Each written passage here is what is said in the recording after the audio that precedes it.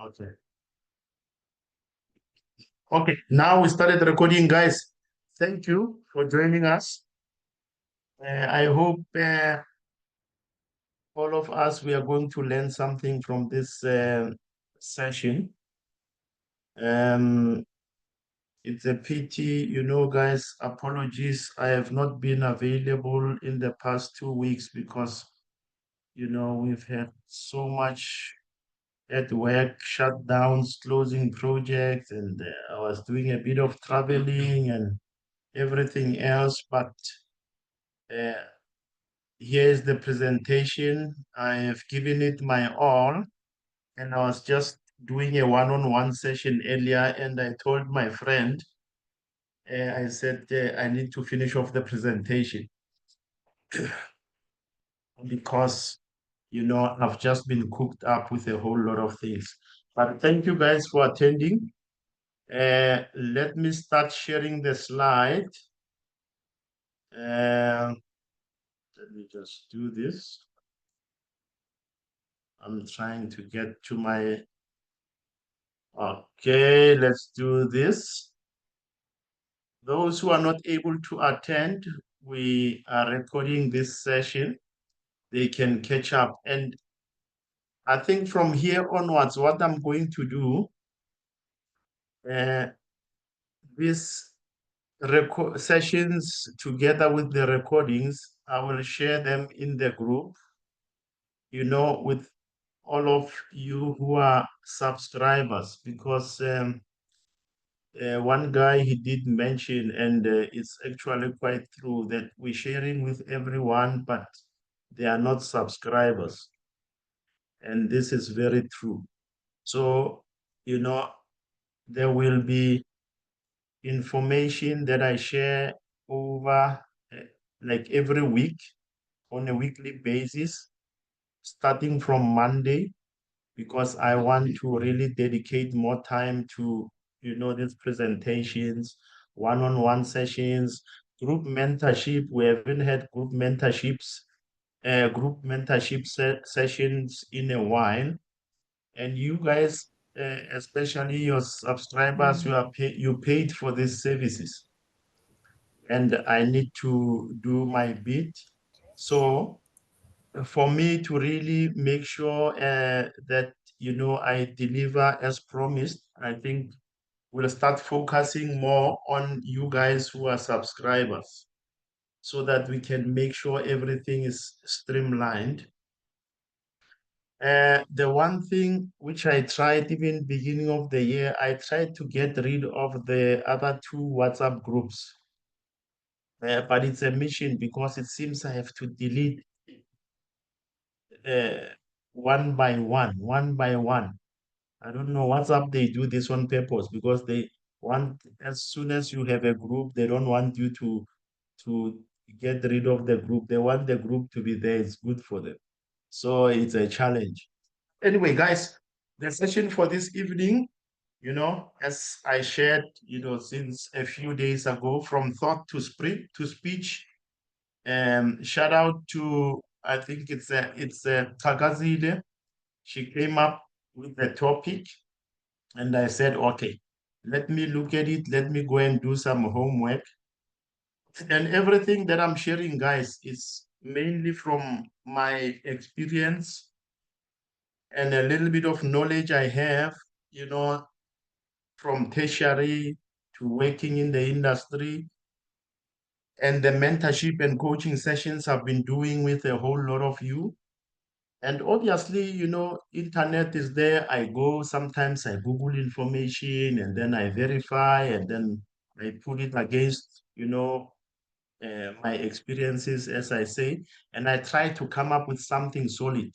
I don't go copycat other people's work. It's not allowed.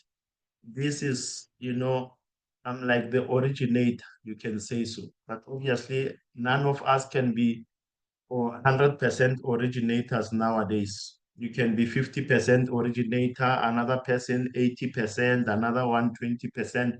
But and I try to, because I do understand my audience, so I try to deliver, so that it best fits my audience, that is you guys. You're quite diverse. So yes, from thought to speech, mastering confident articulation. This is a challenge even for university professors. No one can say I'm 100% confident in my, how I articulate, whether during presentation, interviews, day-to-day life. It's always a challenge for everyone. We are all human beings. And I hope this presentation, it will assist each and every one of you to unlock your communication potential. I think Vero, you need to mute. Let's mute Vero there. I think, yeah. Guys, in terms of the agenda, because I have quite a number of slides, I think it's about 20. The other four is basically is just your cover, your ending, and all this. But obviously, we're going to start with our introduction. Then we look at the power of thought and barriers or challenges in our day-to-day communication, how we deliver our articulation, growth, mindset, organizing ideas. And I'm just going to go through this whole presentation, and I'm going to ask maybe, I think it's best when I go through the whole presentation and then you keep your questions. You can just, note whatever questions you have at the end of the presentation, then we go through. Maybe it might be difficult for you. I've noticed that sometimes we tend to keep other people for too long. Data is expensive in other countries, and people, they use the little bit data they have, for, information like this. So I don't want to keep them too long. And then you find in between there's questions, answers, and then they are not even able to finish the presentation.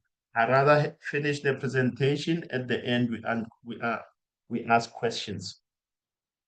And I'm also hoping to learn from all of you guys because this is just me. And as I deliver the presentation, there might be more, other information, ideas flowing. And obviously, a presentation needs to be like a project. It must have a start, a finish. But when I was going along doing the presentation, and then every time I find like I come up with so many other ideas I want to inject into the presentation, but I can't because then I'm gonna drag it. So yes, posture, breathing, and practice. These are amongst, especially in your every day-to-day life. This is not just about presentation, in corporate or at your institution studying. No, this is every day to day. You talking to your friends, how is your posture? How is your breathing?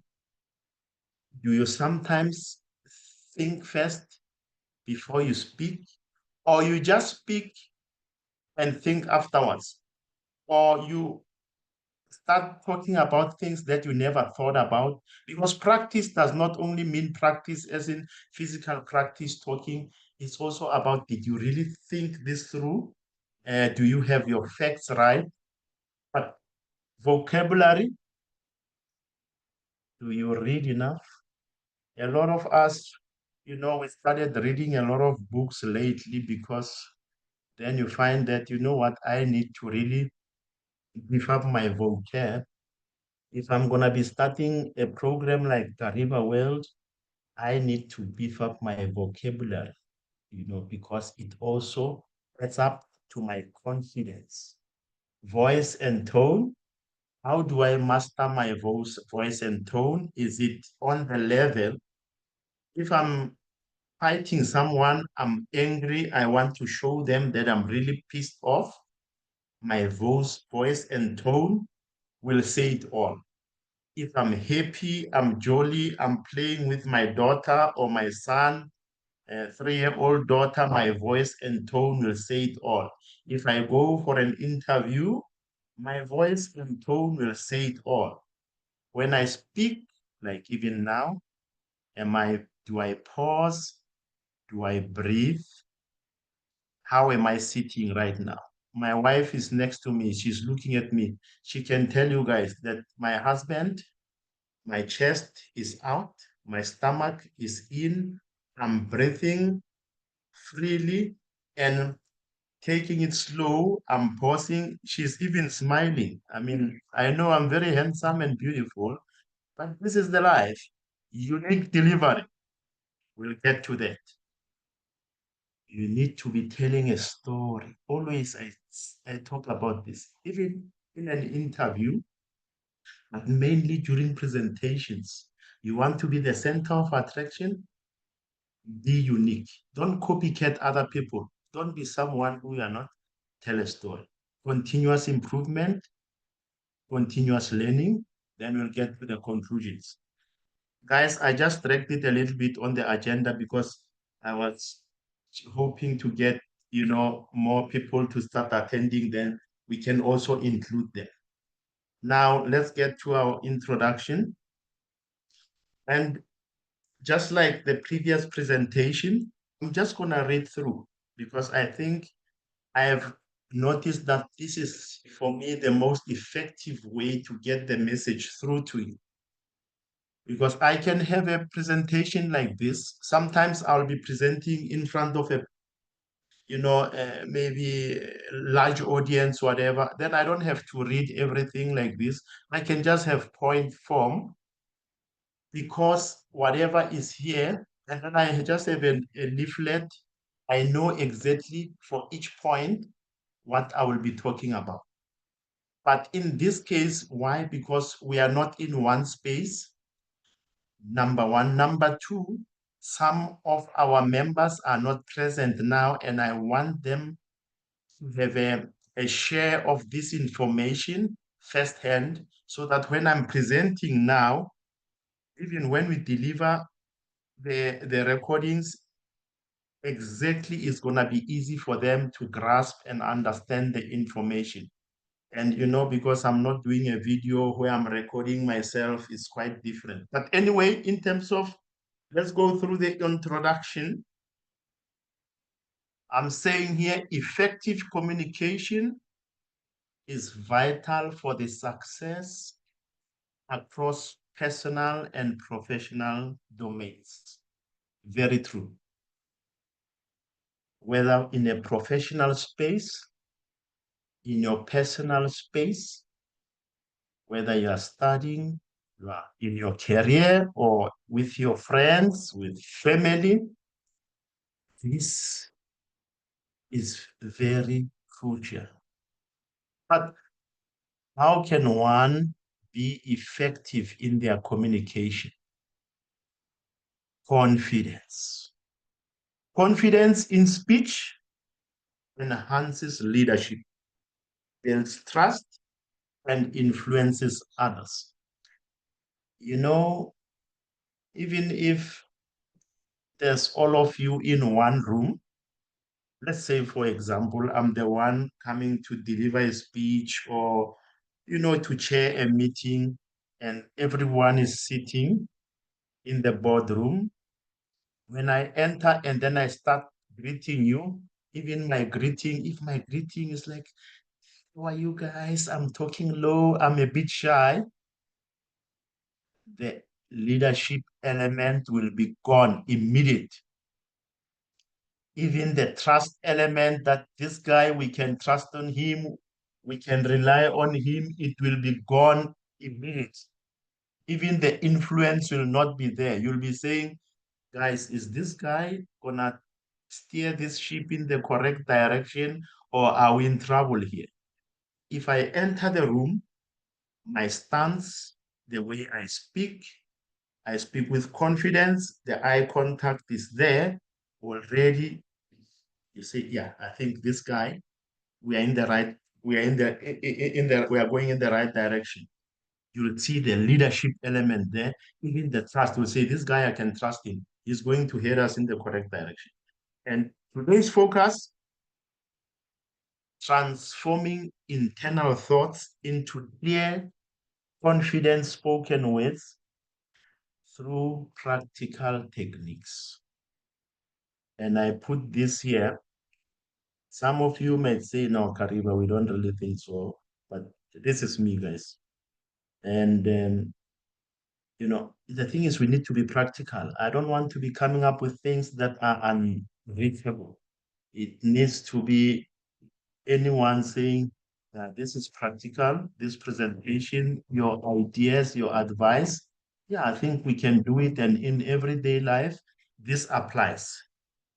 And I have added notes to each and every this presentation, slide. This is just to further, stress what is within the slide to make it easier to understand. And I've done my level best. This session aims to equip you with tools and mindset shifts necessary for impactful communication. This is what I feel. Whether you are speaking in meetings, presentations, or casual conversations, mastering this skill amplifies your influence. I'm looking at, for example, Tsidiso, you're walking through the mall, you see this beautiful lady, and then you want to approach her. Number one, when you approach this beautiful lady, you need, number one, in your own brain, you need to be already preparing what am I going to say to her? And I need to make sure whatever speech I deliver, she's going to like it or love it. And I must not be too formal or too serious. I must be like a little bit of comedian, but partly professional and casual. So I need to strike the balance. And my stance, which I still come to that, the way I stand, the way I greet her, this person must see that I can trust this young man, Sidiso. And whatever comes from my mouth, it's impactful and she can even feel the influence. That's what I want to do. Let's go through the next set of slides. I think all of this, I keep on sometimes rushing forward and coming back because this topic, even when I inherited it from Kagazile, and then I started saying, but is this really interesting? But as I started, I said, I think I love this uh, topic. I said, okay, let's look at the power of thought. And I have, for every slide, I try to plug in an image because we are human beings. Whenever I believe every story that is being told, you already have imagining something in your mind. So here I'm trying to make it easy so that, even with this presentation, even a day, 2, 3 days after this presentation, it's still easy for you to remember because of all these images that make it easy for you. Even when you are just walking through the mall, it's CDs who want to talk to this beautiful lady. He can always say, hey, yeah, I think on slide number 4, there was this image, and Kariba, he advised that I need to really speak this manner with this manner stance and my mindset in this approach. So then it's easy for you. The power of thought, your spoken words are rooted in your internal thoughts. You see the lady, this is what she's thinking, imagining in her mind, her house, and already if we did not have the drawing and the text on the board behind her, we will not know what she's thinking. But now this is what is going through her mind. Let's say This is what she wants to build for herself.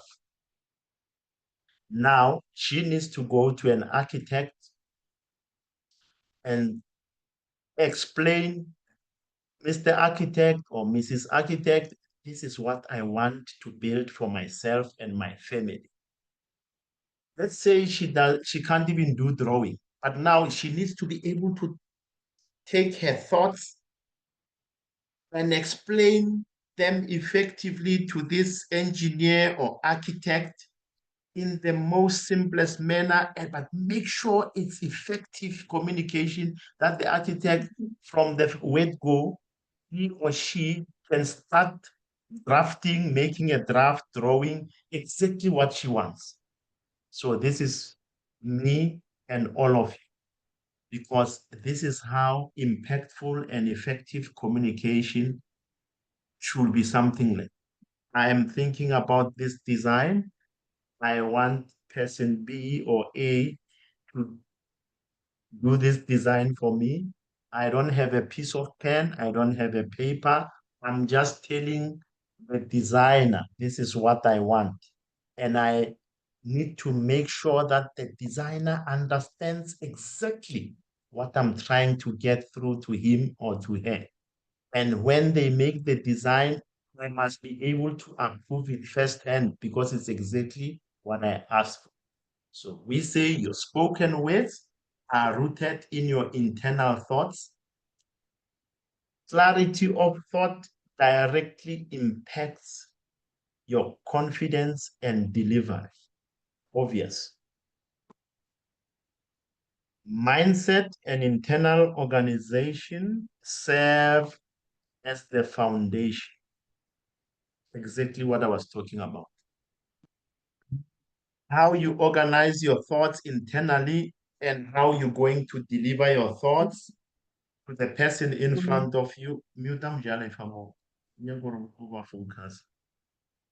Mjalefa, let's mute you. Note, imagine your mind as a blueprint for your speech. And that's exactly what it is. Each and every one of us, whether you're thinking something massive, something big, or something basic, I just wake up, I say, I want brown toast with peanut butter. That's the blueprint. But when I tell the next person, maybe I'm telling my daughter, my son, prepare me one slice of brown bread, make sure it's toast, don't over toast it, just medium toast, and smear some peanut butter.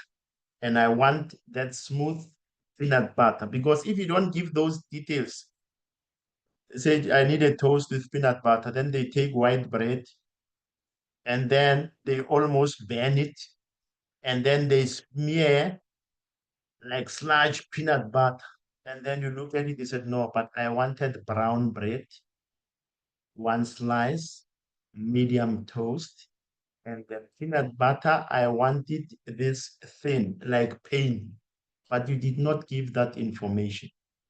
But anyway, imagine your mind as a blueprint for your speech. Clear, focused thoughts act as the blueprint, guiding your words and your tone. Without this clarity, your message risks becoming muddled, reducing your impact. Common barriers to confident speech. We know anxiety, fear of being judged by others, lack of preparation or structure. This hits a lot of us. We don't prepare enough. Then we have excuses. Overthinking and self-doubt. You know, when I was doing this presentation, I almost changed it. We were driving from Alhoba earlier with my wife, and I said, I think I need to go and make some changes. Even though I was not finished, but already I want to change, but I'm not finished because I was overthinking. And then I remembered, I said, no, I think on slide number 6 or 7 or 5, already I put something about overthinking. No, let me not do it. And it goes hand in hand with self-doubt. Even now, in your own space, when you think about it,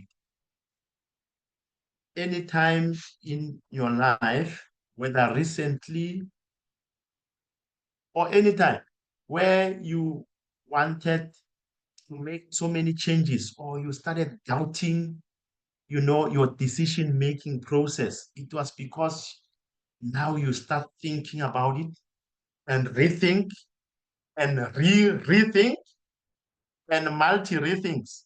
You're just overthinking. Why? Because you are doubting yourself. You're doubting your decision making process. And sometimes it's because you don't prepare enough. Physical signs, you look at our friend here, trembling, hesitation, voice quivers. But let's see, many people face these hurdles, which can sabotage even well-intentioned speakers, even professors. Recognizing these barriers is the first step to overcoming them, transforming nervous energy into confident delivery. Um, if you can circle this I think for me is the heart of this whole presentation. This, because if you can start the 3 points and start working around them, I can tell you so many things in your life are going to change. And guys, this is not about your career alone or your studies. This, this even affects your marriage, your relationship with friends, family, even relationship starting with you, your own self. You start having, this fear of being judged by others. I always tell my wife, she'll be saying, why sometimes, we meet up with people, just start talking. Sometimes the things we are saying, my love, they don't really make sense, but it's comedy. I said, because I don't care what people think of me. I don't care. As long as number one, I'm not hating anyone. Number two, my intention is just for the vibe. I want people to laugh. I want, life is beautiful. Whether I'm talking sense at the time or not, it's something else. But whatever, whether sense or no sense, but I'm not hating anyone. Uh, Life is good. Let's roll. And I think even with me, my most of my vocabulary, that's how I improve it, because I'm always talking. And but most importantly, even if I don't brush my teeth for a month, my mouth will not smell because I'm always talking, by the way. So let's go to the next one. The role of mindset. The role of mindset. And guys, I know you might have questions now. Let's keep them, because you will see as we roll with the presentation, every slide heading at the end, when we put them together, they will make perfect sense. Now, because I'm going one by one, maybe here and there, one might have questions. The role of mindset. This is something I needed to look at. Cultivate a growth mindset towards communication. View mistakes as opportunities to learn. Don't, after, even as, early in career, you do a presentation and, you know, especially with me in engineering, I was in the mines, those days. I was the only black guy amongst all white people.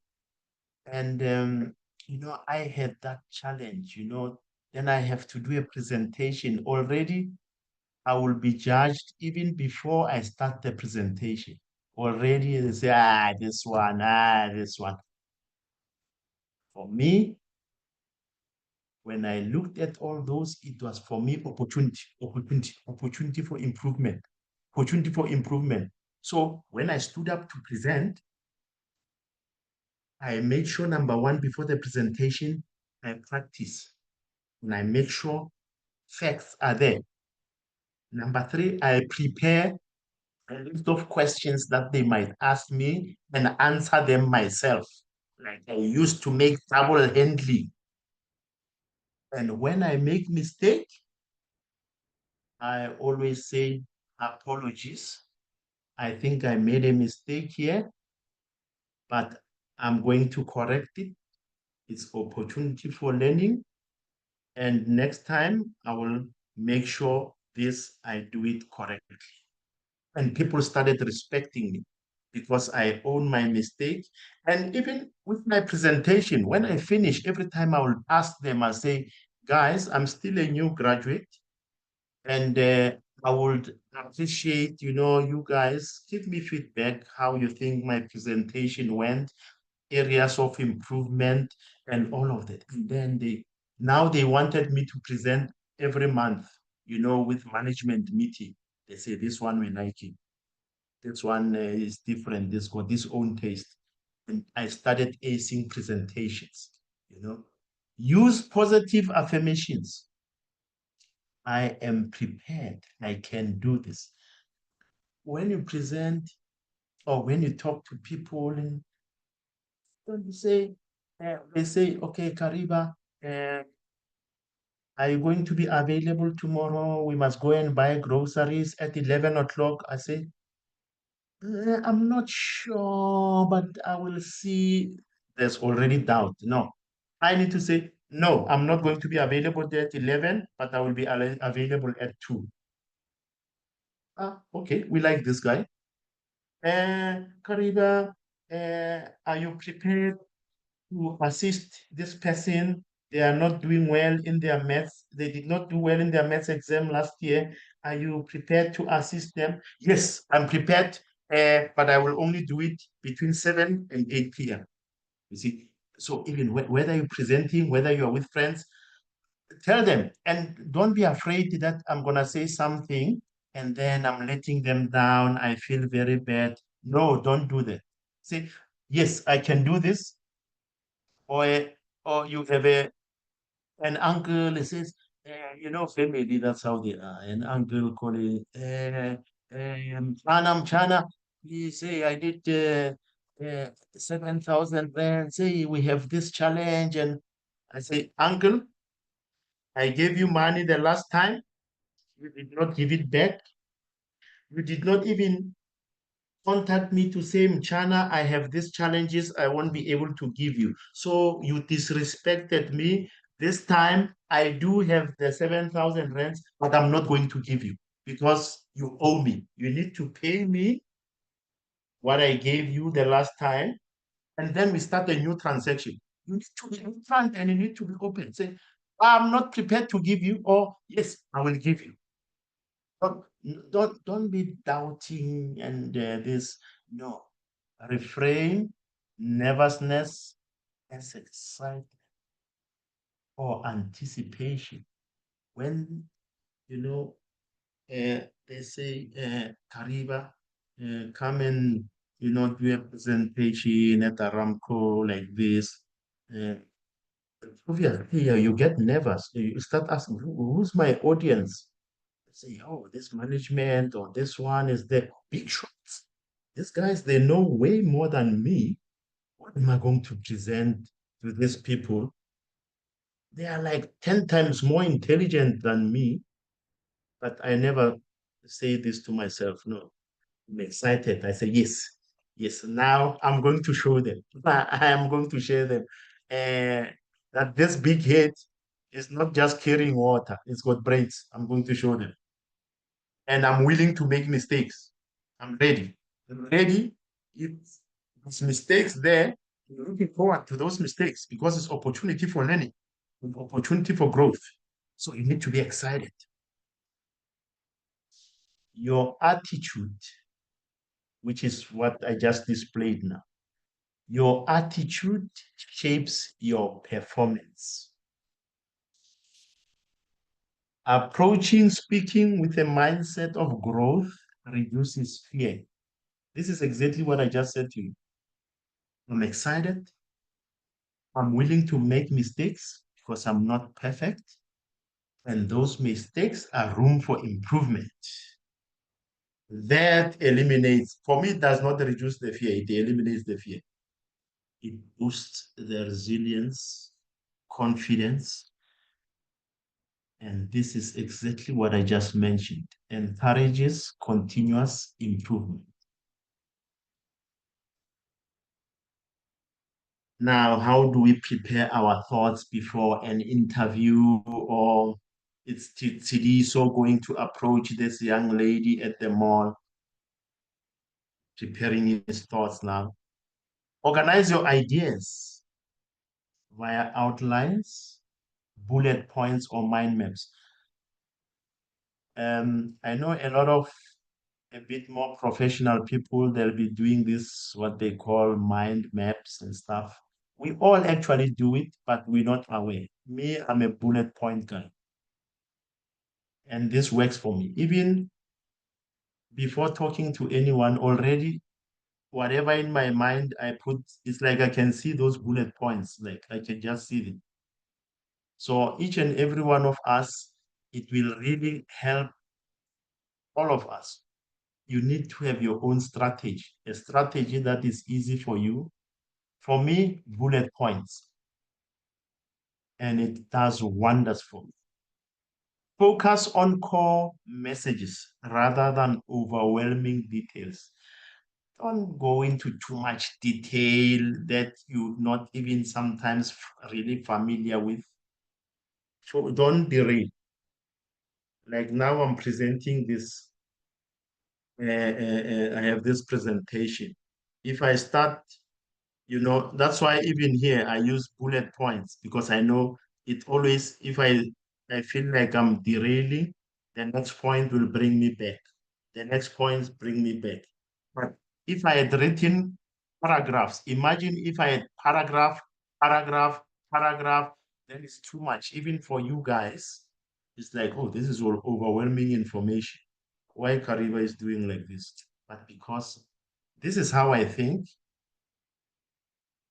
and I think this is the easiest way to get the message across to you guys. Sometimes, if I don't do bullet points like this I'm presenting, I might just have a point. I do like flow diagram, flow diagrams.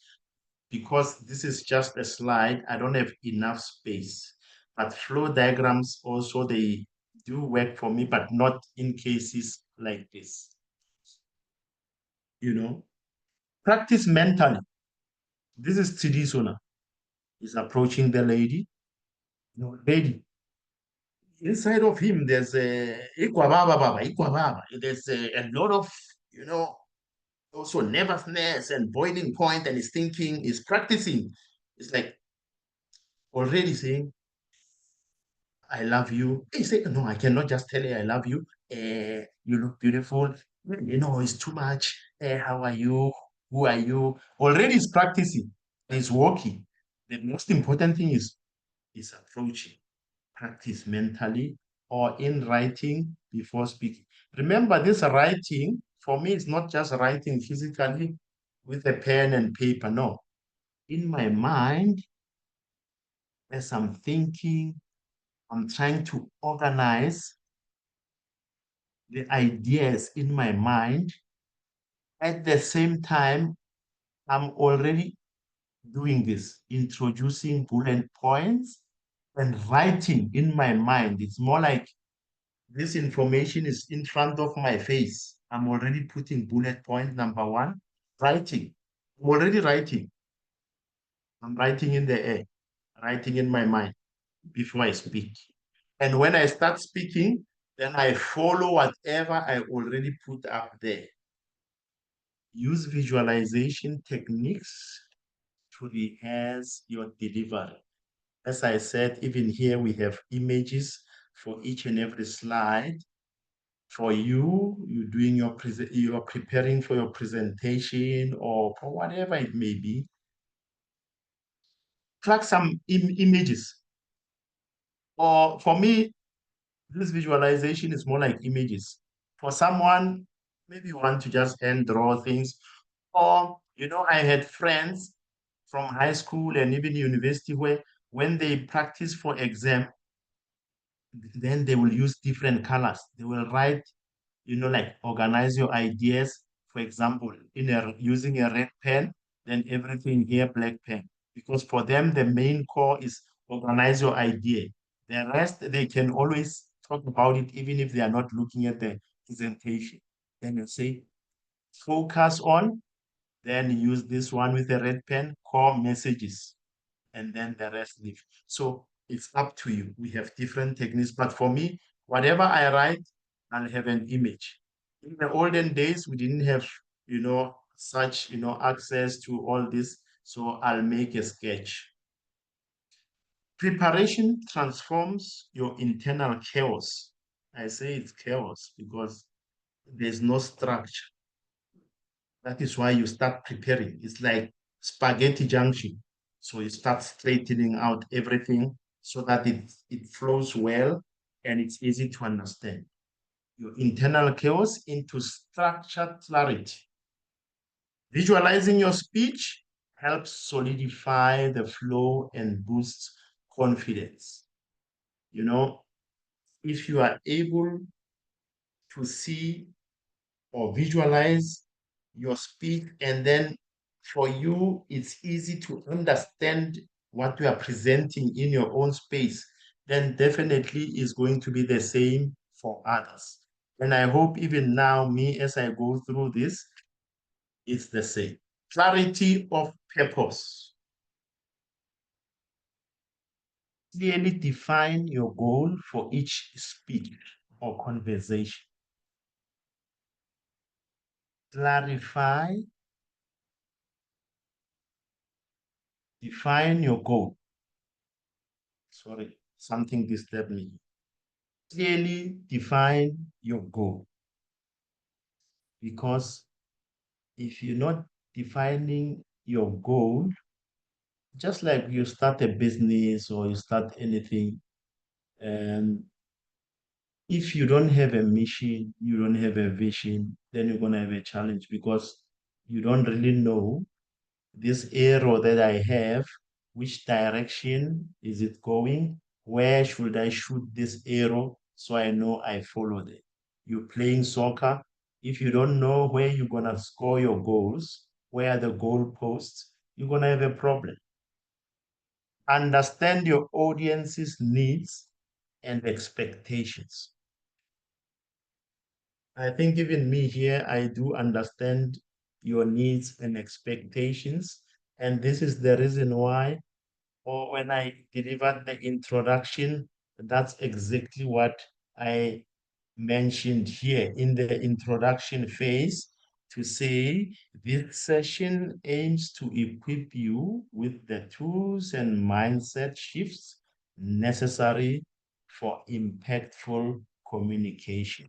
And I believe this is what we are doing, and this is what each and every one of you would have gained after this presentation. Tailor your message to resonate with your listeners. And I hope even this that I'm delivering now, it resonates with you. Why? Because this is not only a challenge for a few people out there, it's something that 80% of us are facing this challenge. Establish a clear call to action or main message. I'll get to this one. I'm going to expand on this. Knowing exactly what you want to achieve helps shape your language, your tone, delivery, making your communication more effective and confident. You know, English is not our first language, but if you have for example, a presentation, you know what is the objective or what you want to achieve. Obviously, preparation comes along. Even if English is not your first language, it makes it easy because your confidence level is there. You are able to manage your voice, your tone. You are able to get your stance correct, as we said in the previous slides. And it makes it easy for you to deliver the message more effective. Because now you understanding the subject or the topic you want to deliver, it overpowers or it clouds the language barrier. Techniques to organize your thoughts. Guys, as I'm doing this, then I start saying, hey, let me try and get whatever visuals. So I go Google, I say, Google, help me with the image for this. Maybe, it will help. But then I go some of them in Google, then I say technique to, then it gives me something. It's not really something I want, but for me, I just want you guys, when you think of this topic, this comes to mind, and then this will follow. Techniques to organize your thoughts. And these are not the only techniques out there. This is something I learned when I was still in mining. The prep method. The point, state your main idea. Reason, explain why. You need to be able to explain in your presentation why. You need to give examples. Support with real life illustrations. Restate your main idea. This alone, guys, this alone, I can do a presentation on this 1 hour presentation just on this. For now, we're just going on the periphery. We're not on the, going into too much detail. This, as I say, it can be a presentation on its own. I try sometimes just to keep it sweet and short, or else I'll start, as I say, long sentences or whatever, really, sweating whatever I think about, starting with each and every one. But this is sort of the prep method, in general, the technique that one can use to organize their thoughts. And it's not the only technique, but this works for me. Think about what, why, how. Some people even take it further, not only here, to even take the why and go the 5 why. Why. 5 whys. Define what you are talking about, why it matters, and how it works. Now, here it can be you maybe preparing a presentation, any type of presentation. It's just for you to say, think about this. Do you have this in your presentation? Does your presentation answer each and every one of these? Structured frameworks like PrEP method help you present your ideas logically, making complex concepts easier to communicate and more persuasive. This now is not just about you talking to a friend, or this is more to do with, presentation, formal presentation. Even if maybe, or some of us, maybe in the near future, I want to get an investor. I'm just saying, I have a business idea. I want to win an investor. This prep method, I will apply this. Because then my investor already I must think what questions they are going to have in mind. I must answer their questions here as I'm presenting. So that even after the presentation, I say questions, I'll be looking at them. I can tell you now, no one will have a question to ask other than, okay, now Mr. Moetanalo, where to from here? That will be the only question. I spoke about the voice and the tone. And even you guys are listening to me now as I present. I'm nervous, but I turned the nervousness into excitement and room for learning. In this way, I'm able to control my voice, my tone, my breathing, eh? And it makes it easy for me to deliver the presentation. You need to vary your pitch. Don't stay to one tone, one volume, one. No, then it's boring. You need to be natural. And when I want to stress something, I can pitch up, volume up, and even my tongue, I stress it, like I make it tight. Like I want you guys make sure this is very important. When I have something, a key point that I want to stress. And the pace, some of you might say, Kariba, your pace is too low, too slow. Someone might say, Kariba, you are too fast. But for me, I keep to the pace that I'm comfortable with because this is me being natural. Very pitch, volume, and pace to maintain interest. And I hope you guys are still interested, by the way. No one is sleeping. Okay, my wife says she's sleeping. I don't know. Who cares? Emphasize key points with vocal modulation. This is exactly what I just said. And, I so wish, one day, guys, we can be in one room.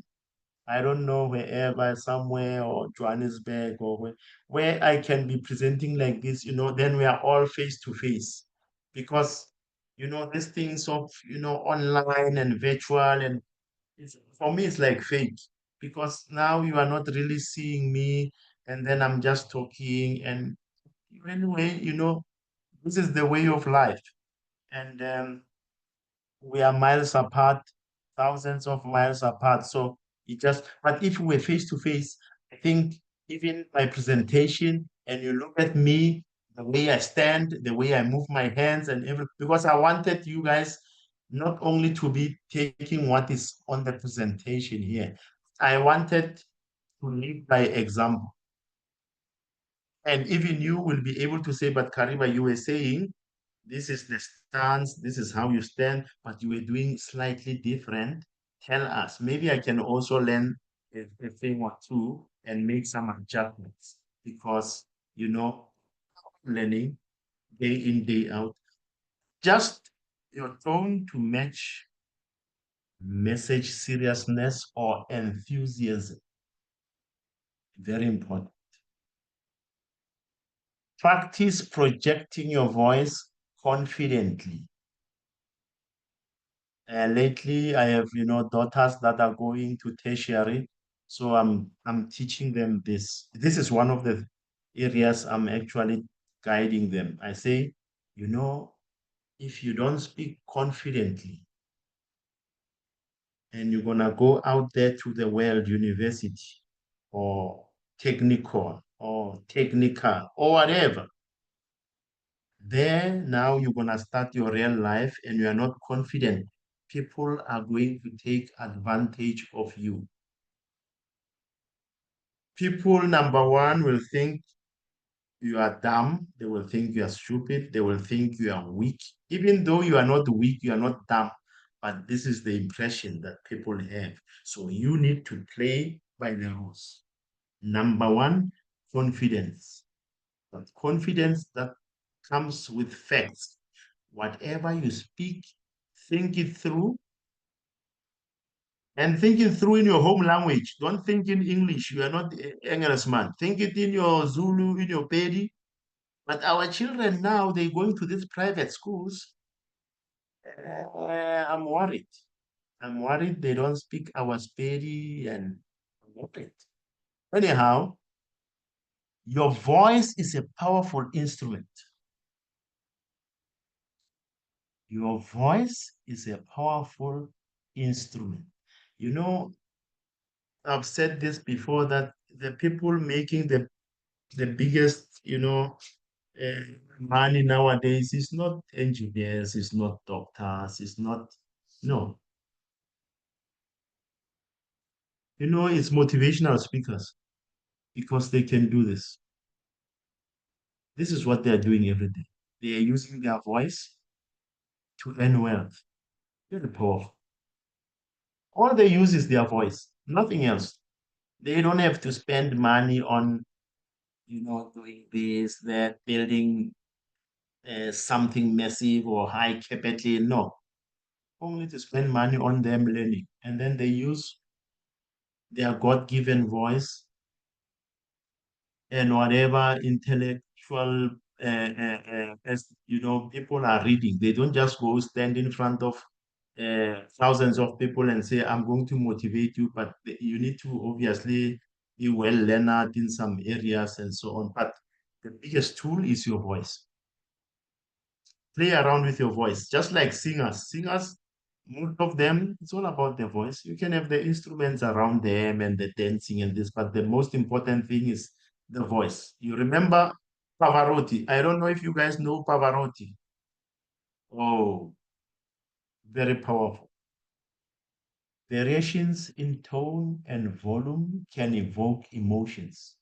I know some of you guys, you go to church, then you might find there's this one lady or this one guy really singing, and then, you feel like start crying, you start crying because of the way this person is singing and, playing around, with the volume, the tone, twisting it. And I hope even me now, as I present, some of you already you want to cry because you love the presentation. I don't know. My wife she started crying. I'll bring some tissue. Highlight importance and make your speech more engaging. And I hope even now, as I present, I'm quite engaged. And then body language, body language, and non-verbal cues. Then I just put this image here. You can see this lady is confident.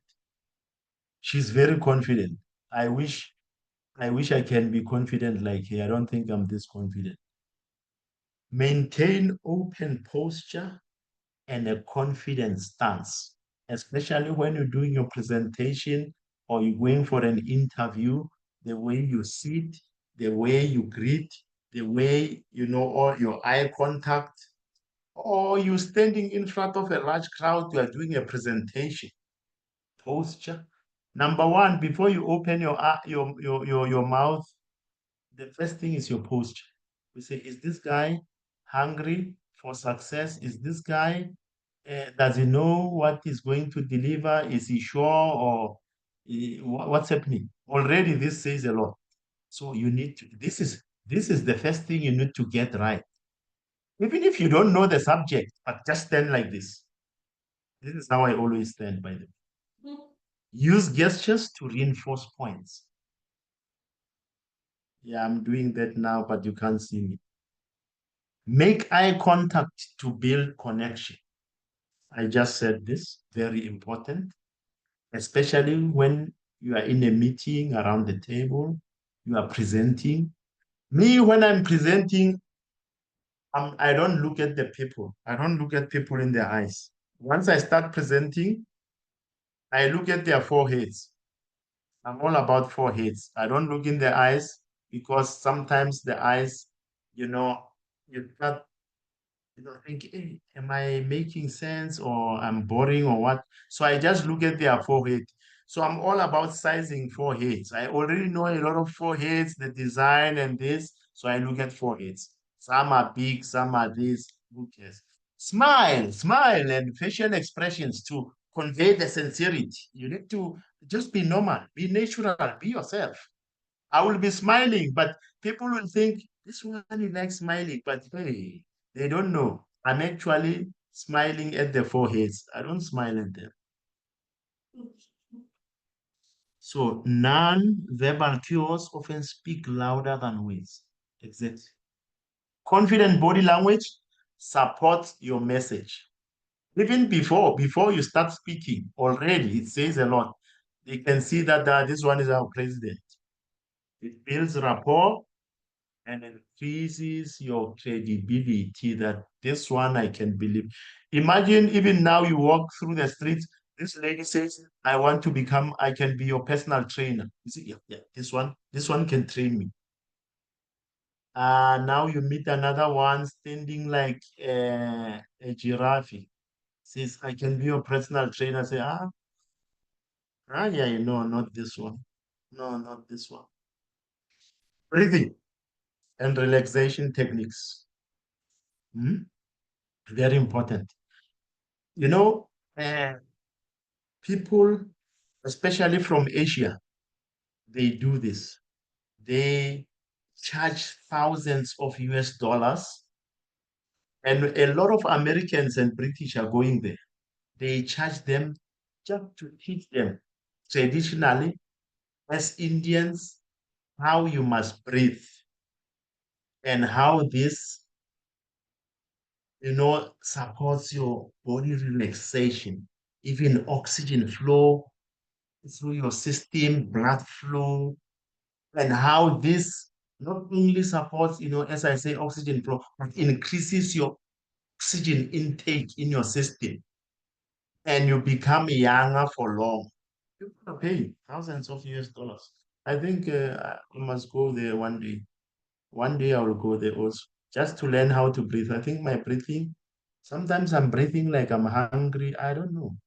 Maybe it can help with my breathing and my dieting. Deep diaphragmatic. I'm not good reading this word. I'm only good at writing it. Your diaphragm. You must inhale deep. Inhale. Taking deep, like before a presentation. This is something even from mining. When we used to go to African countries, I was doing a lot of presentation. And then I knew I had to learn all these skills. Even the night before the presentation, I will spend time just sit on the floor, like hard floor. Don't sit on your bed or what. No, you need to be flat on the floor because, and don't be wearing shoes. You need to be barefoot because why? As you breathe in, hold, release, you don't exhale. I know here I put exhale, but this exhale for 8 seconds, I'm not really saying uh, like you push out. No, it's more of release. You release what you inhale. Inhale for 4 seconds, hold 7 seconds. You exhale, but don't exhale as in exhale, pushing it out. You release. Better that way. Release. And as you release, all that anxiety, nervousness, you release it drains out from the top. It's like you can even visualize it. From top of your head, you can feel all of it to the neck, chest, stomach, your buttocks. I love it when it goes buttocks level. Then the backyard also works. Then to your knees, your feet. And then because I'm not wearing any flip-flops or shoes, I'm in contact with the earth. I drain all that nervousness into the earth. The earth will swallow it because it's not meant for me. And then I take in fresh air again. Make sure you are, you know, in a good space all alone. Inhale 4 seconds. This it works, guys. I'm telling you, it works. And Sidiso, when you are at that mall approaching that lady, breathe in 4 seconds, inhale 4 seconds. When I was approaching my wife, I did this and I won her day one because I inhaled 4 seconds, I hold and release. Incorporate breathing exercise into your daily routine. This works, guys, and it's good for your health and not just your general health, but your mental health. It works. In boxing, when very young age, my father was a boxer. He taught me boxing. Number one thing, he taught me how to breathe. He says everything in boxing, it starts from breathing because breathing is the heart of confidence in every situation. If you can learn to breathe, you, number one, it even controls your emotions. You don't just get angry for nothing. You don't have to fight every fight. Uh, your intelligence comes from breathing, your confidence from breathing. So many things. Incorporate breathing in your daily routine. Use breath control during speech for clarity and calmness.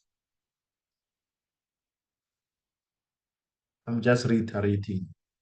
But anyway, proper breathing stabilizes your voice, calms your nerves, and ensures you speak with strength and clarity.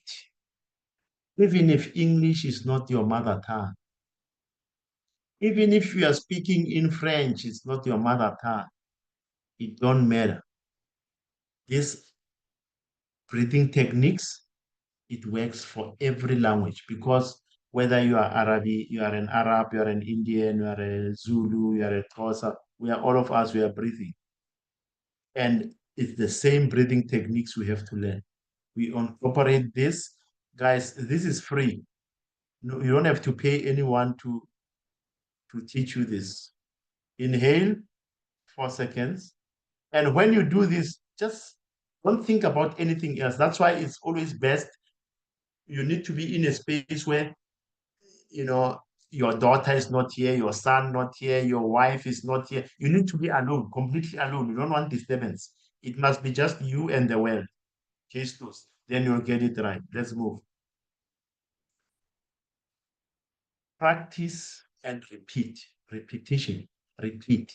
Repeat. Repeat. Practice. Repeat. Repeat. Rehearse your speech multiple times. As you rehearse your speech, you don't rehearse to memorize. No, you rehearse because number one, there might be mistakes in your speech. You correct them. Number two, as you read more and more, your mind is a very intelligent plant. It's processing. When you rehearse multiple times, by the time you go and present, sometimes you don't even have to look at the presentation. You already know, your mind already knows, because this is like your daily breath. And one of the best ways, when we were at the varsity, they taught us, we did communication course in year one as part of the bridging year. They will record us. They record us. And there were times they record, I'll be presenting, because that time we're not used to this. Presenting, and I'm thinking, oh, I can feel I'm nervous. I feel like, you know what, I know this subject, but I don't know because, cameras and this, and, there's professors here, there's this, there's students, other students here. Oh, and then you know what happens? Days later, because then they will call us one by one. Then they say, Kariba, look at your presentation. And I was like a vibrate. I say, oh, I think I fucked up. Then I looked at the, oh, sorry for that language. Uh, then I'll be looking at my presentation. When I look at the presentation, I say, this is not as bad as I thought. I think I did very well. Because now I'm looking on the TV screen, this was me. Say, really? And then I start saying, you know what? This thing about nervousness actually is Satan. This is Satan. Satan does not want us to, to really, doing things to the best of our ability. He always inject nervousness is Satan. And from that time, I say, this I'm going to fight. So even now, you record yourself in your own space, and then after you look at, like now we have phones, you can look at yourself, record yourself for 1 minute and look at it. You will immediately will identify, oh, I think I'm not bad, but these areas I need to improve. So it's like immediate. For me, I had to wait for 2 or 3 days to be called in, and then I look at my video from the recording. Only then. But now you can do it immediately with your iPhone, or Android or whatever. Practice in front of a mirror. Oh, I used to love this one because I love my beautiful face. So I used to watch myself in the mirror too many times. Friends, no, I did not do in front of friends because they will laugh at me. In front of the mirror always works best for me. Continually refine your delivery. As you rehearse, you repeat multiple times. Every time you are refining, you are refining, you are refining, you are a refinery. So repetition builds confidence and obviously smoothness. The more you practice, the more natural. You remember earlier I mentioned this word? Natural. It needs to come natural. Like you are not faking it. You just be yourself. When I first met my wife, I said, when she was really scared of me, she said, but Kariba, you are a gentleman and you are a very confident guy. And me, I don't know. I said, no, just be yourself. Don't be like a celebrity or don't be someone you are not. No, just be yourself. I love natural people and assure your delivery becomes natural. The more you practice, the more natural, and your delivery becomes natural. Overcoming anxiety.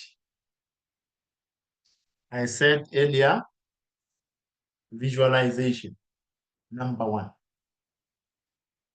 You know, because for me, visualization, then I remember things longer if I have images, I have drawings, scribble stuff. I use highlighters and stuff like this. So I was drinking water there, guys. But use visualization and also a lot of imagination. Imagine a successful speech. Like, let's say you are going to do a presentation. Already, you must see yourself after the presentation saying, that was a very powerful speech or presentation.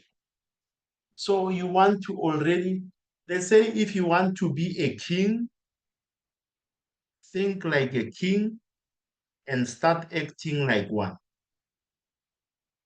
People will look at you, they say, this one, but you in your mind is something powerful. You see yourself as a king already because that's where you are heading to. Just like I know I'm going to have a presentation or I know I'm going for an interview, in your mind, this technique works. You must already see yourself having aced that interview and the offer is on the table. Before you even go there, that will boost your morale, that will boost your confidence level. Repeat positive affirmations. I've said it before. I am prepared for this interview and I am confident about this interview. I know I'm confident I'm going to deliver an excellent speech. I'm confident I'm going to win that job. I'm confident I'm going to win the attention of all the people who are going to be there to listen to my speech. I'm going out there to do a presentation, a business investor presentation. Even when before I start preparing my speech or my presentation, in my mind I say, going to knock them off their feet. This is going to be the first presentation that they experience. They will not even think twice. They must fight to invest in my business idea. That's how you must look at it. Gradually expose yourself to speaking opportunities. Every opportunity that is out there, start attending. There's a lot of them. Sometimes in your space at work, sometimes you have friends, you just want to be talking them in a manner that they say, but we notice something different. Lately, you are the one taking over conversations. And the discussions you are bringing in our, normal conversations, very intelligent discussions, because they don't know that you are already preparing yourself for something bigger, but they don't see it. But we are using them. You are using them. You use them to prepare, and then even start something to argue. They will start arguing with you. You are practicing. That's how it is. So you can start basic with your friends, with family. There's Toastmasters out there. You start joining the Toastmasters, and then you also have to present. Even you can start even with a 5 minute presentation, full straight to the point, powerful presentation, in, out. In the time when you leave, they say, no, please, please, it's too early. You say, no, I'm done. Next time, gentlemen. That's how you do it. Focus on your message and audience, not yourself. If you focus on yourself, you lose the point. Address nervousness proactively. Don't be shy about it. We are all nervous. I think on slide number 3 or 4, I mentioned these techniques. Visualization and affirmations, as I said before, they help you to turn the fear into excitement. And exposure reduces apprehension. Expose yourself to more and more presentations or interviews. Me all my life working, even when I did not want a job, I've always been applying for jobs, even when I'm not really looking for a job. I just said, I just want to apply because I want to be always out there. I attended so many interviews. Some I go there and make sure it's every interview, I prepare for it, and then I hit them hard. And then they make me a job offer. I say, no, I don't think this is for me. I'm going to let this one pass. But some, they will say, this is the offer. I say, no, I don't think this is for me. I will not take this. And then I just put something, outside my orbit. I know they will not make this offer to me. And you know what happens? And then they give me that offer. They say, Kariba, your confidence level and what you have shown us, we have not seen this. We are not going to lose you. Take it. You want it. This is your money. And I resign. I resign unplanned. It works. Enhancing vocabulary and language skills. I had mentioned this a little bit earlier. Guys, it's all about reading. Read, read.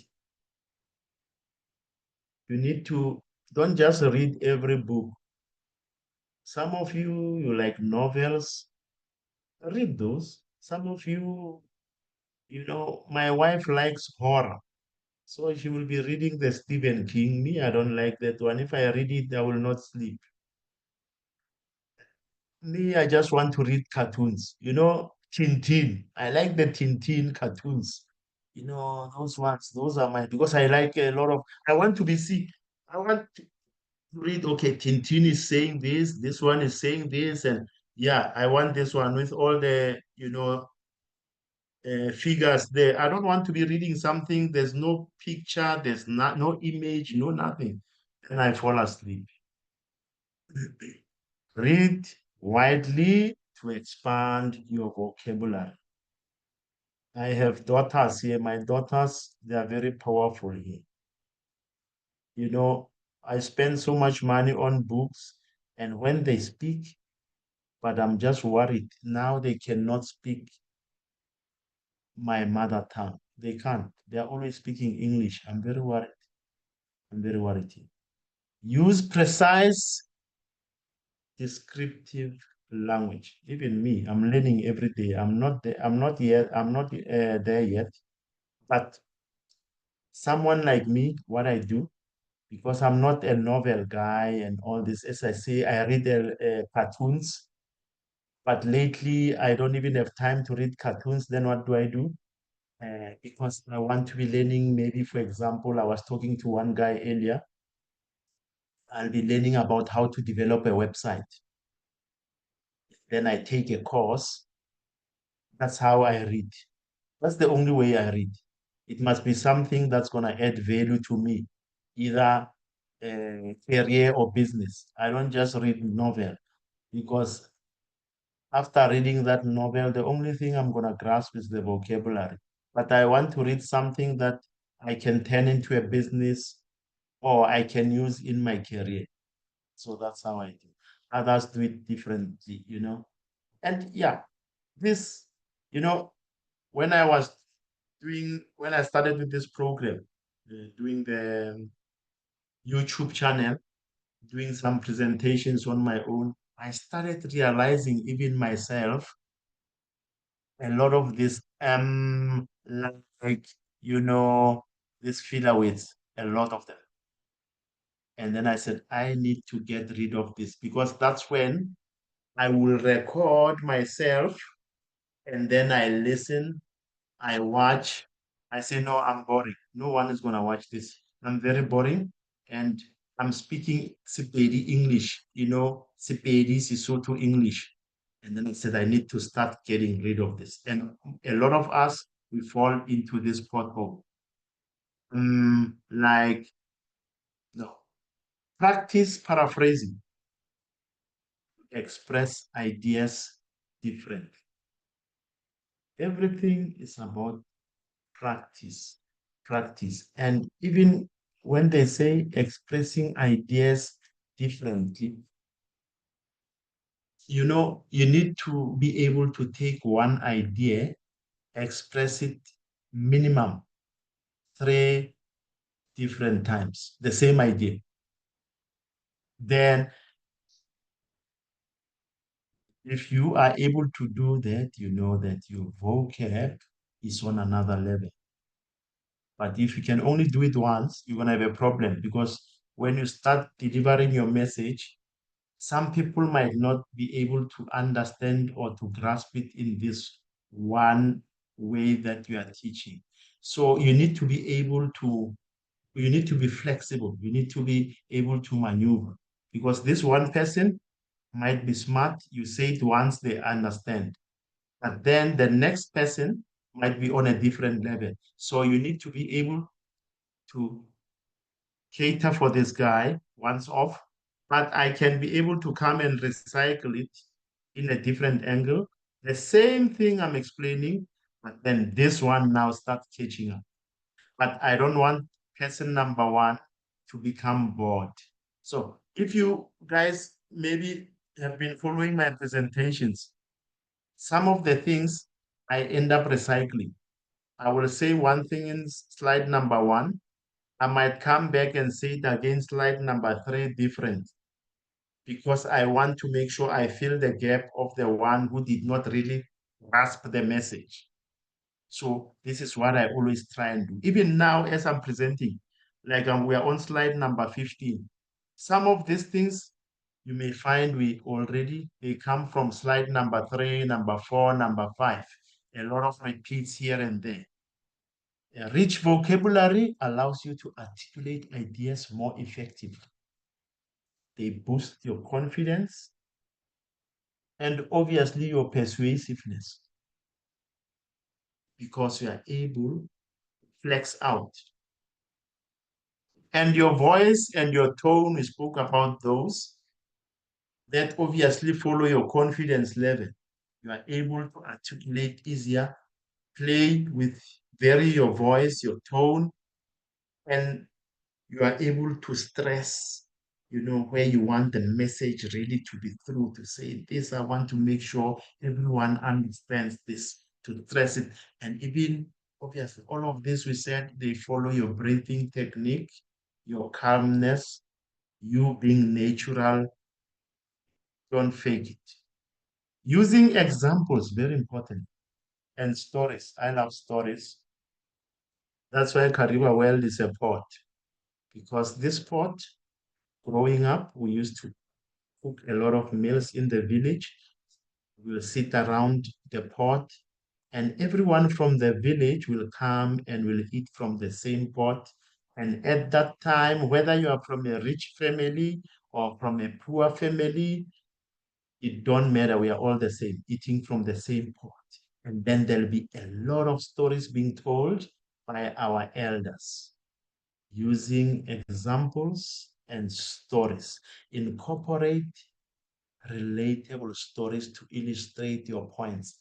Earlier, I was talking about our friend in the group, Mr. Tsidiso, approaching this beautiful lady at the mall.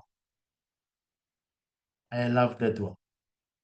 It's a good example, because when I use that one, then I apply it to what we have within the slide, and it will make better sense and easy for people to understand, because now this is a real life example, using analogies for complex idea, share personal experiences to connect emotionally. I think I did share here how I approached my wife, and how she said, yes, I love you, Kariba, on day one. Yeah. Make ideas tangible and memorable. Exactly. Even using the images. You see, when I tell you something, this I can now, let's say we have the market here. We're talking about the market, and you ask yourself, why Kariba he put an image of people walking around the market, but here he's talking about using examples and stories. But they do connect, because there's a lot of stories, there's a lot of things going through the market. What you are selling here, how you present it, your uniqueness in presenting your product, because you want it to get sold as quickly as possible, the presentation and how you speak to others, your confidence as you explain to them, what is this? What is this? Is this a banana? We don't see a banana here. We see an orange. So you understand your product. And the way your stance, your posture, people say, this guy, we believe in him. We believe in his product. I'm going to buy from this guy. Even if it's a bit expensive, but he's approachable. And he's already a king. He's not trying to become a king. This one is a king. I'm going to buy from this guy. Even his product is clean. I'm buying only from him. So the whole market will know that there is a Kariba selling here, always laughing, making people laugh. And the product is always well presented. Even his pricing, he's not copying. His price is different from the others, because he believes in his product. And it gives you a surety. Say, if you buy from me now, you will never stop buying from me. Because what these oranges that I'm giving you, these have been checked and checked 3 times to make sure best quality product. Yes, if you are not into quality, you can go buy from the others. And then the other people say, oh, this guy, he knows what he's talking about. I'll give you, even just slightly to go off topic. I say this to a lot of people, because a lot of people, not a lot, but a few, they're giving me CVs for review, and then they put pressure on me. I say, no, don't put pressure on me, because for me, I have a way how I do my CV review, and I need time. And why? Because I'm also waiting. I have other things that I'm doing, but I know when I focus on your CV, I give it my all. So if you rush me, I'm gonna do a cheap job, and then there's gonna be comebacks. And even for me, I don't want, if I send it to you, I feel like not that happy. I can't sleep at night. So, but if you want your CV tonight, I will not be able to give it to you tonight, but I can uh, give your money back. I can refund you. You can go to a lot of people out there who will do your CV in 30 minutes. And this, I don't say it to fake. I'm being honest. And if he says, okay, give me my money back, I refund him. He goes somewhere. And then two guys already came back, said, hey, Kariba, no, we'll wait. We will wait.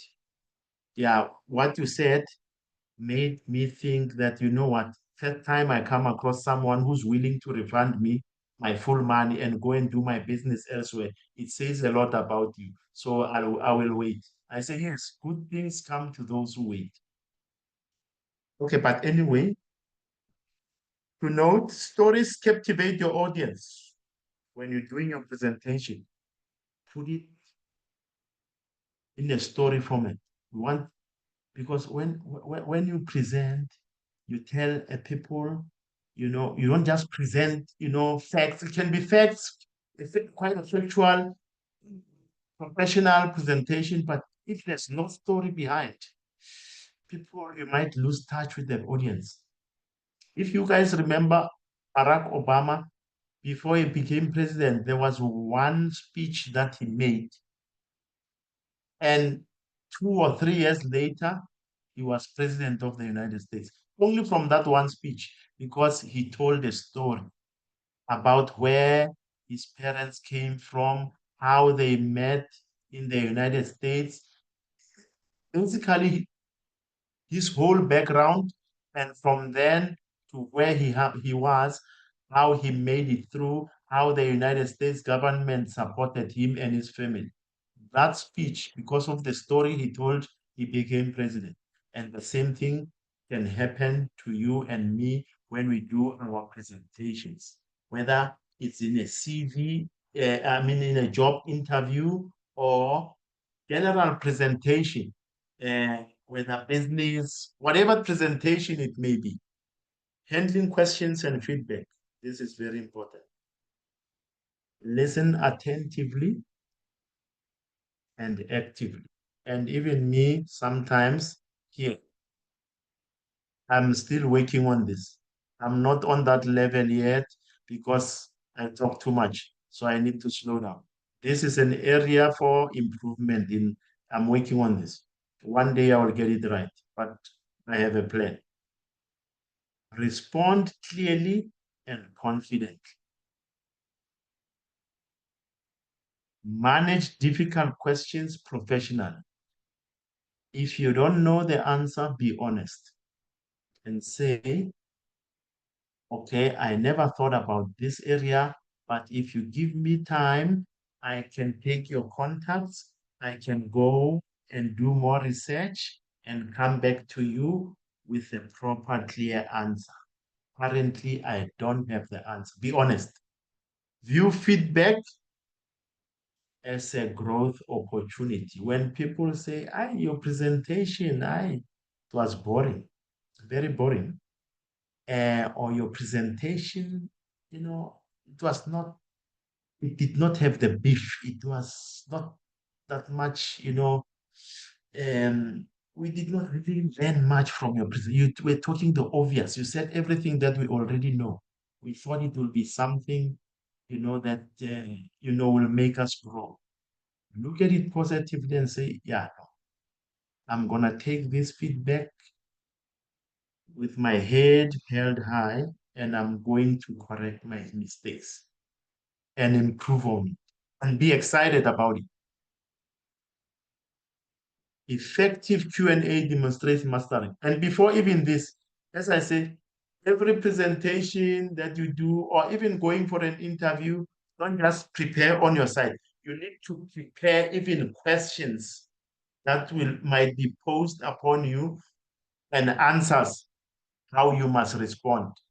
Because a lot of people, they're always presenting one way from them to the audience.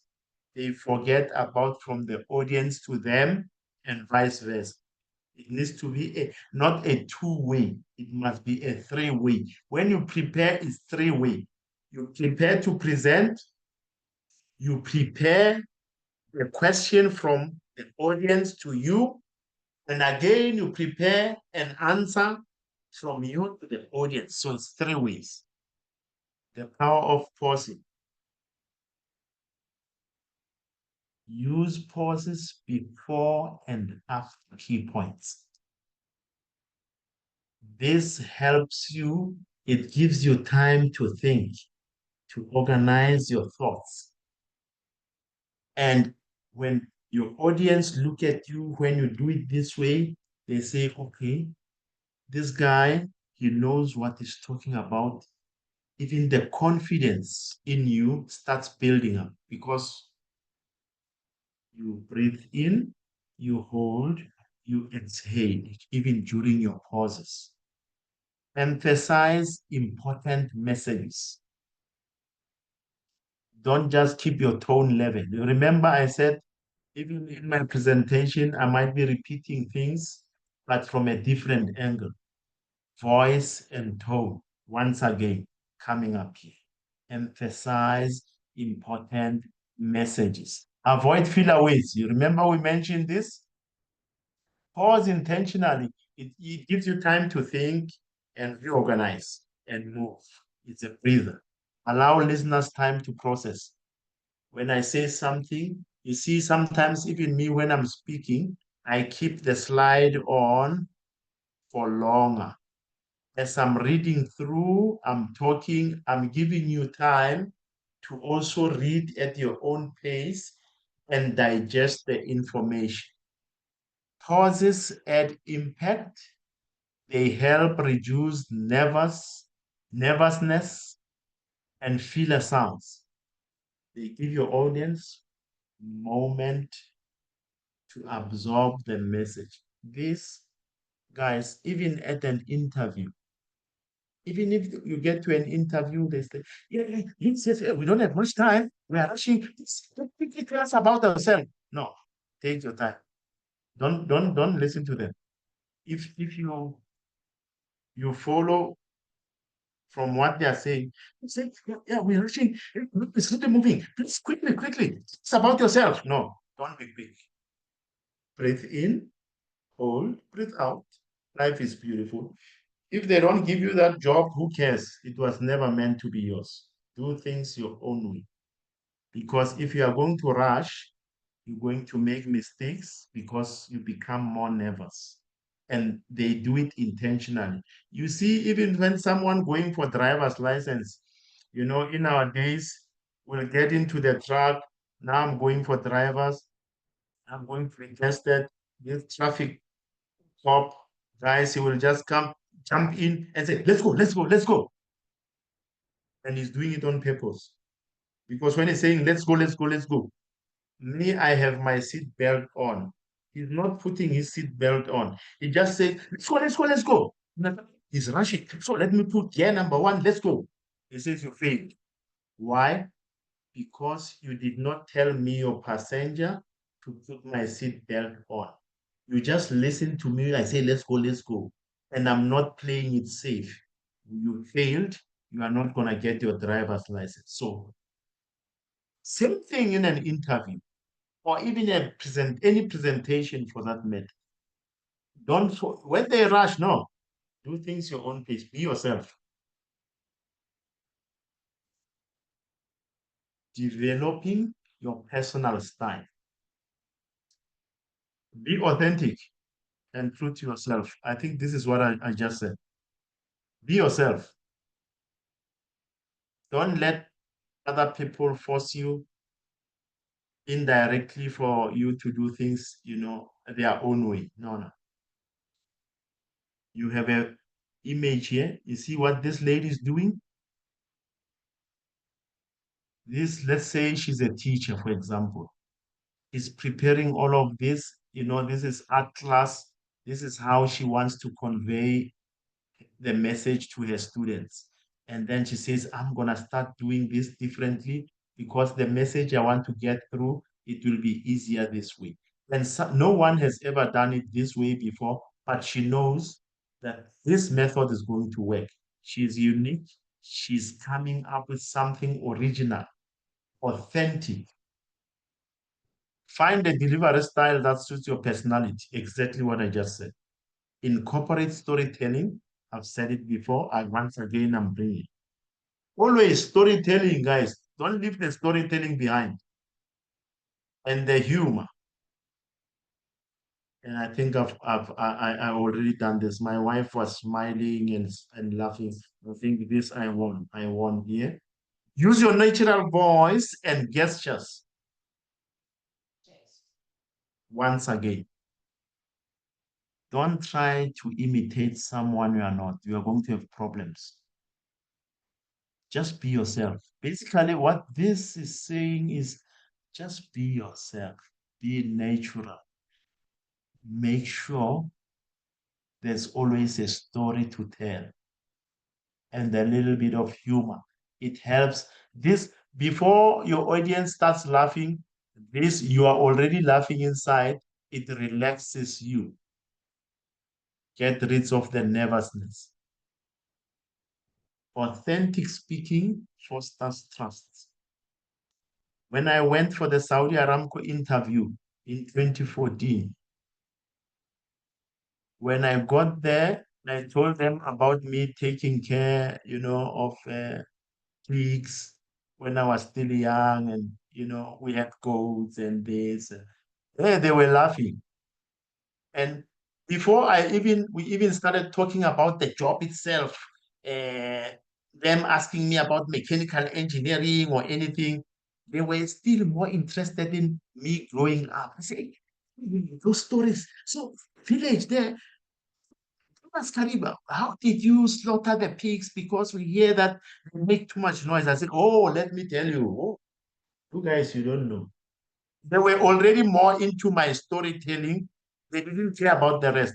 When they made me an offer, can I assure you, they never asked me anything about engineering, other than me telling them my engineering career journey. Nothing. When they asked questions, it was always about the pigs, because there's no pigs in Saudi. And me, I used to take care of pigs, feed them, and this. They were always asking about this story here. And this story that I was telling and the humor got me this Saudi job today. Not engineering, continuous improvement. There is coming again. That feedback and learnings. Seek regular feedback from your peers. Hmm?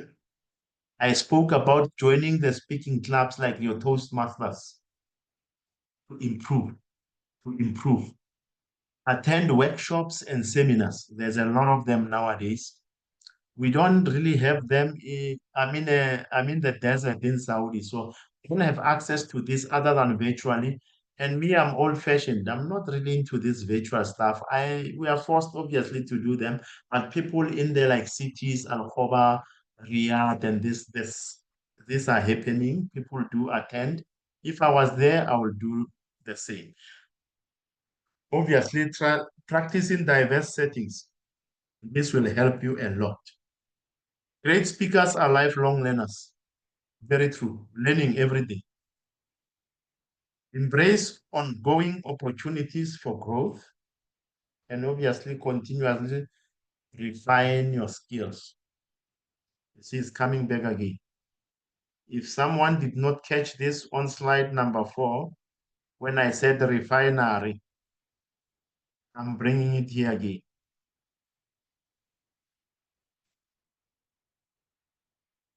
Summary and key takeaways. We spoke about you before as part of your preparations, organizing your thoughts. This is one of the core. How you organize your thoughts.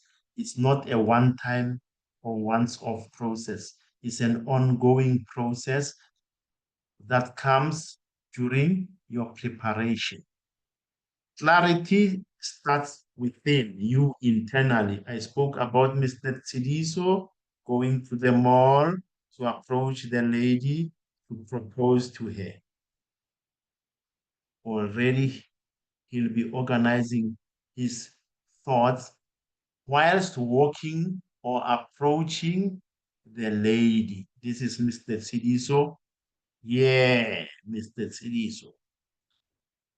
Preparation and practice builds confidence. This one, you cannot, there's no other way. You must prepare, you must practice, you must rehearse multiple times. Voice modulation, play around with the voice, become like a singer.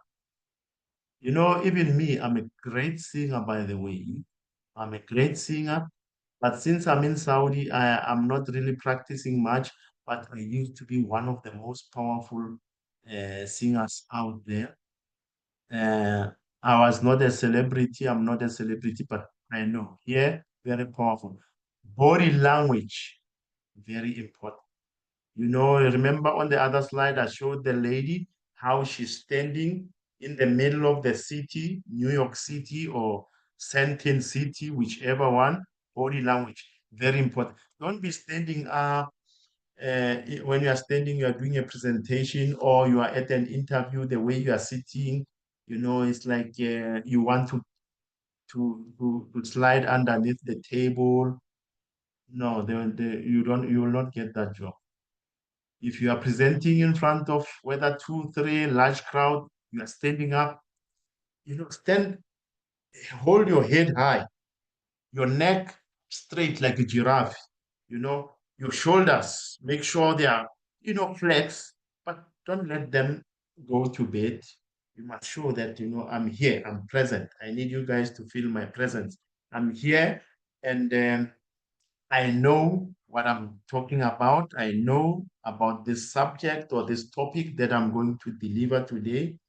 Obviously, you cannot know everything 100%.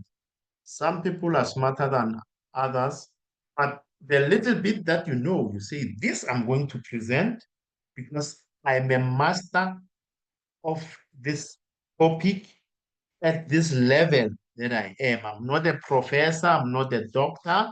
So whatever I'm going to present this, I've done my level best and I'm going to deliver it to the best of my ability. And I'm going to stand up with my head held high. You find most of the time the audience, even if you don't really have much facts and this, but because of the way you present, the way you hold yourself, the story behind, it even clouds the content. And they just love it. Many a times, this is what happens. And then at the end, you will ask them, do you guys know what I was presenting? They say, we don't care. And we just love the way you present. We don't care. TCT and ongoing learning lead to mastery. I think this says for itself. Ongoing learning, preparation, practice, rehearse, join your Toastmasters, you become a master. Remember, confident speaking is a journey. It's not a once-off thing. This is a journey, continuous improvement. Consistent effort, preparation, and self-awareness will transform your communication skills. Now, you guys, you have any questions to ask? You see, even for the questions part, I said, let me put some images so people remember there was a part where we had to ask questions because sometimes people forget. So this is the time. Questions, anyone can ask questions, and I encourage you guys to ask questions if you have. If you don't have questions, maybe you want to ask later also, you are welcome. I see Dr. Chris, his hand is up. You can ask. Thank you. Thank you, Dr. Kariba, for that insightful presentation. Welcome. My question is just a minor one, but you spoke about confidence. How do you, as you know, normal human beings with all our faults, sometimes when you are confident, you can come off as arrogant? How do you straddle that fine balance so that you are confident but don't come off as arrogant, like yourself? Very good question. Very good question. And for me, it's a very difficult question because I will tell you, uh, uh, I've been a victim of that, where in many cases, when people don't know me very well, they will think I'm arrogant. But actually, for me, my intention and all that is not the arrogance. It's because, growing up, I've been teased a lot where, it ended up driving me. I'm talking now at a young age, primary school and this, where it led to me losing every bit of confidence that was left inside of me. And it led me to believe at times that I'm just stupid, I'm dumb, I'm ugly, I'm this, until my father started teaching me boxing. And then everything changed. He said, now the boxing I'm teaching you, don't focus on the fighting skill.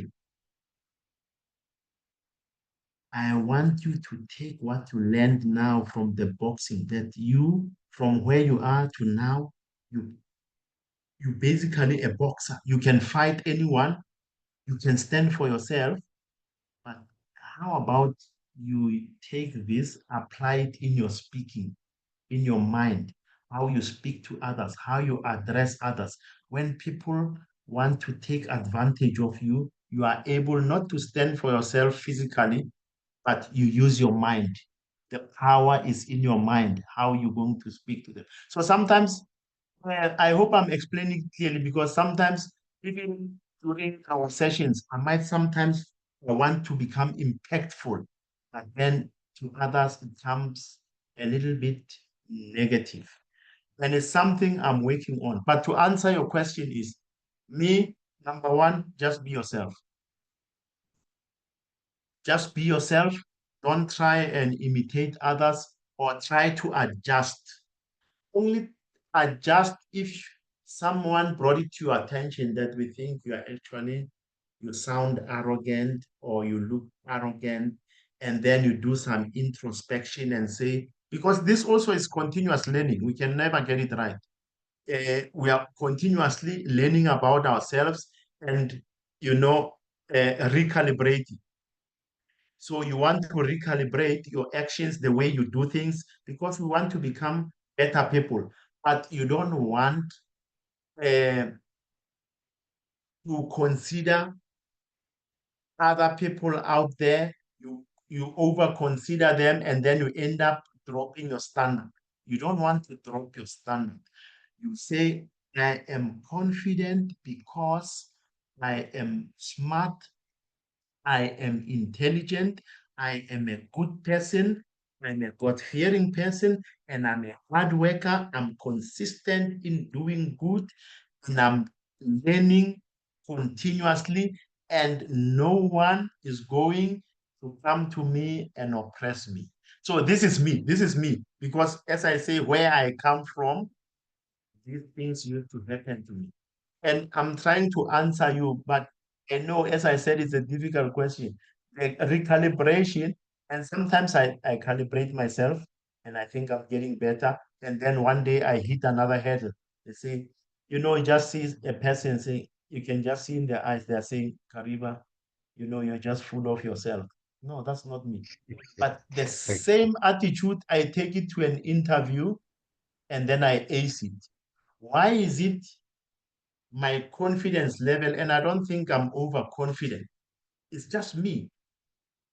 When I go to that interview, I say, this interview, not only am I going to ace it, these people, they must give me this job. This is my job. And even when I'm in the interview, towards the end, I say, guys, tell me, when can I start working with you guys? They say, oh, they look at each other. They say, yes. So when are you gonna draft the contract? And then they look at each other. They say, hey, this guy. And maybe some of them, one of them might say, this guy is full of himself. But 100% of the time, every interview I go to them, I tell them this, they love it. They say, wow, no, we were gonna keep in touch with you very soon. Our HR will talk to you. It's what they say. Maybe even after the interview, it was like, okay, we are still going to think about it. Me, because at the end of the interview, I start saying this, I bring in even the confidence, I even emphasize. Then they say, oh, okay, this guy means business. And that's how I get my job offer. So if it works for my job offer, why must I really worry too much about other people thinking this way? Because other people, they have their own issues. They are not confident. They also have their own challenges, and they want to bring their challenged perceptions. Now they projected all of them onto you, and you are not that person. I hope I answered it to the best of my ability. But as I say, it's a difficult one because I'm a victim to that one. No, thank you. You actually did. You answered it very well. I Yeah, guess you it's see, just finding a balance and yes, putting in the practice to sustain it on a daily yes. basis. No, And thank you. also the other thing is uh, the people that you spend most of your time with, it's more like if I grew up in a village and the people there, they don't like studying, I might, chances are I might also end up being like them because they don't like study. It's all about just talking this, lazy, this.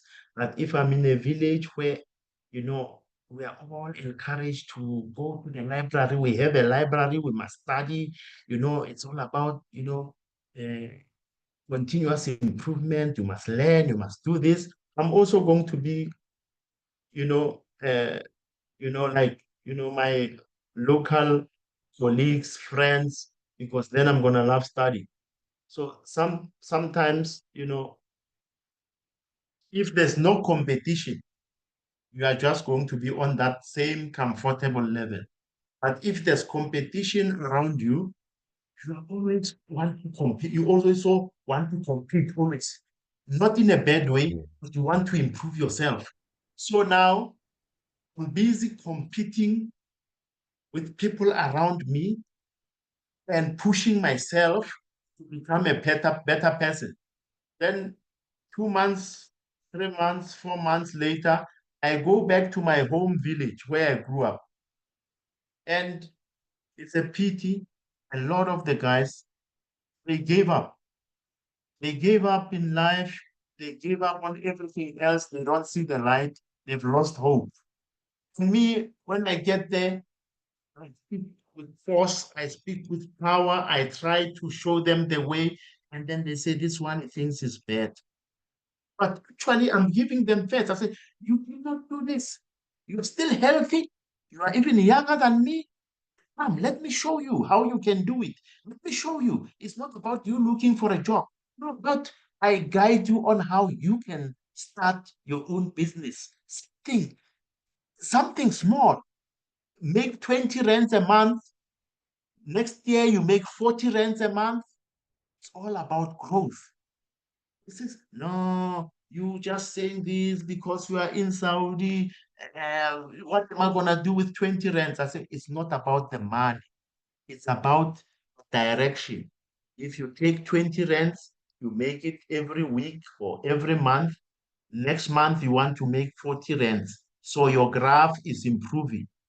The other month, it's 60 rands. So there's improvement. It's not about the money. Don't put value on the money. Put value on that you are growing. And then it says, this one with a big head. they start looking there. So this is the challenge. So that is not me. I'm not the one at fault. You see, so that's why I say sometimes you need to strike the balance, but at the same time, don't make yourself the victim. I never put myself the victim. That's why then I say, oh, you don't want to listen? Okay, you are going to be poor for life. You don't want to listen? Okay, no problem. You are going to be poor for life, and I will not be there to share your poorness, your poverty. Your poverty, I will not be there to share. Me, I don't want to be poor, my friend. I'm showing you a way. You don't like, says, you, because you are in Saudi, you think you are better. I say, don't think I'm better. I am better than you because I worked hard for this. So I deserve it. So sometimes you need to put your foot down because, as you say, people might think you are arrogant, but sometimes no, it's not you being arrogant. It's their problem. It's not your problem. It's their problem. They have the problem. They don't have the confidence in themselves. They don't believe in themselves. Now they have jealous. They are jealous to see someone with a big head coming from Limpopo who's full of confidence, is tough in their language. And I believe in myself so much. I'm not easily shaken. I'm like Malay. Next question. No. Yeah, I thought for a moment you went Kanye West on me there, but you've answered it in depth. Thank you. Yes, any more questions? If you guys don't have questions, I will not keep you too long. We are already 2 hours. I'll rather, I will share the recording and then, I mean, I'm still open for questions anytime, whether you send me WhatsApp, whatever. And guys, even for me, these presentations, I just do my best. Uh, you guys feel free to say, hey, Kariba here, we think you can improve A, B, C, whatever. I'm happy. It's continuous improvement. I don't want to be at the same level. I don't like being in a comfort zone for too long. Comfort equals to laziness, equals to, shaitan, equals to Satan. When you are comfortable, that's when Satan will grab you. But when you are always on the move, even a sniper, it's not easy for a sniper to hit you. When you are standing still one place, the sniper will get to you. So I don't want the sniper to get to me. I'm always moving. So, guys, thanks a lot for your attendance. And yeah, we'll see. What I want to do moving forward is every week, like, say, if like today we did this presentation, this one, next week I do something just, more to do with mentorship, coaching. Even this is mentorship, is coaching, yes, but I want something direct. This is more like topics for indirect, but something that is related because a lot of you guys, you're paying for this mentorship and stuff, and I need to deliver. I need to deliver. Time is money. And just one more thing, I, I spoke to, I think it was Mr. Njaburu India, we had the one-on-one, and because I'm really pushing to bring this training website to life. Uh, the the guys, I know I'm the one really holding them back. They wanted me to go through it and approve it, and I haven't had a chance to go through it and approve it. But I want to do that for tomorrow because there's something good. I have a very good plan around the training website moving forward. I really want to get it onto the level. And for now, I have a very big challenge because I'm not even going, really full force on the marketing of this Kariba world yet because my challenge is if we get traffic, I feel I don't have the support that I need yet. If we get traffic, I'm gonna be in trouble. So I don't want to bring in the traffic now. The people that we have, let's, you know, get things in order first, and we'll continue with the CV review training. And only two people really, shared their CV review The rest of the people did not praying. So then I say, okay, who's serious here? Who's not serious here? And now, okay, we're getting the mobile application. By this week, I want to get the mobile application. Myself and my wife are working on the mobile application for Kariba World because a lot of people have been saying, you know what, this thing of always going to Google, www.karibaworld, no, we don't have time for that. So we bring a mobile application. So with the mobile application, it's downloadable. And then even if you're offline, can just access, Kariba World easy. So we think this will make things easy for a lot of people. But as we say, for now, this is the challenge we're having. And I mentioned in the groups, we have like 507 people who subscribe. Most of them on the basic package, which is good, does not require any CV review or what is just the basic package. Is good, for them to access the jobs. And now we're getting also those t-shirts, hoodies, and stuff. We're gonna get them, everyone who subscribed, and then we'll get the sizes. We wanna just we'll start with those who are on the WhatsApp group currently, and then we give them each an item, because you guys, you supported us, you believed in us, you know, uh, even though we had not yet proven ourselves. So it's good. And then we move forward. This is the line. Guys, I think this will be the end of it. But, in conclusion, I just said the way to gain confidence is through practice. See, this guy is practicing in his own space and, shouting and this. No one in the room is just alone. This is how you need to do it. Practice, practice, practice. And this is us, Kariba World. These are our contacts. Guys, thank you. Good night. Enjoy your weekend. This is the life. Shanana. Shanana. Shanana, Shanana, Shanana, Shanana, Shanana. I like the mountains, by the way. This is how I roll. This is in Saudi, by the They way, where, they look yeah, nice. yeah, this is all in Saudi, by the way. I think so. I'm Is not sure. I think so. This I is the life. isn't Saudi the desert?